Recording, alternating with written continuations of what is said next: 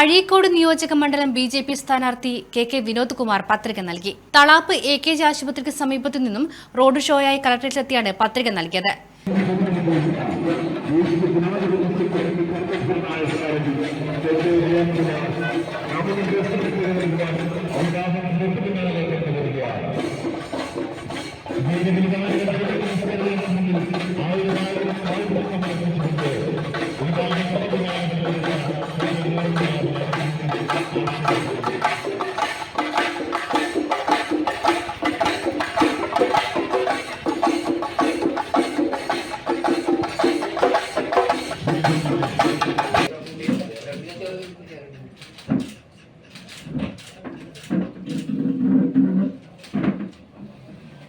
Vinod Kumar K എന്ന ഞാൻ കേരള നിയമസഭയിലെ അംഗത്വം വഹിക്കുന്നതിന് ഒരു സ്ഥാനാർത്ഥിയായി നാമനിർദ്ദേശം ചെയ്യപ്പെട്ടിരിക്കുന്നതിനാൽ നിയമമനുസരിച്ച് സ്ഥാപിതമായിട്ടുള്ള ഇന്ത്യൻ ഭരണഘടനയോട് ഞാൻ യഥാർത്ഥമായ വിശ്വാസവും കൂറും പുലർത്തുമെന്നും ഇന്ത്യയുടെ പരമാധികാരവും അഖണ്ഡതയും ഞാൻ നിലനിർത്തുമെന്നും ദൈവത്തിന്റെ പേരിൽ സത്യം ചെയ്യുന്നു.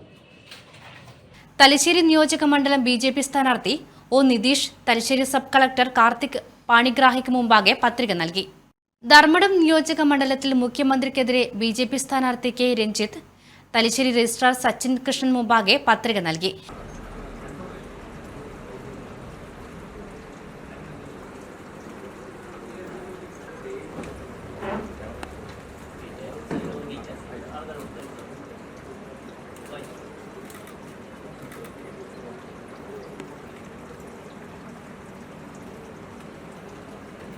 കല്യാശ്ശേരി മണ്ഡലം ബി.ജെ.പി. സ്ഥാനാർത്ഥി എ.വി. സാനിൽ പത്രിക നൽകി. തളിപ്പറമ്പ് നിയോജക മണ്ഡലം ബി.ജെ.പി. സ്ഥാനാർത്ഥി എൻ ഹരിദാസ് തഹസിൽദാർ കെ സന്തോഷിന് മുമ്പാകെ പത്രിക നൽകി.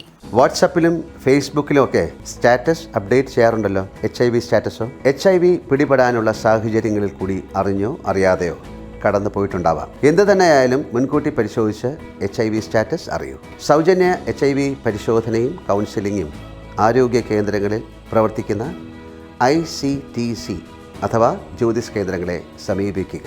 നിങ്ങളുടെ സ്റ്റാറ്റസ് എന്തായാലും വിവരങ്ങൾ രഹസ്യമായി സൂക്ഷിക്കുന്നതായിരിക്കും.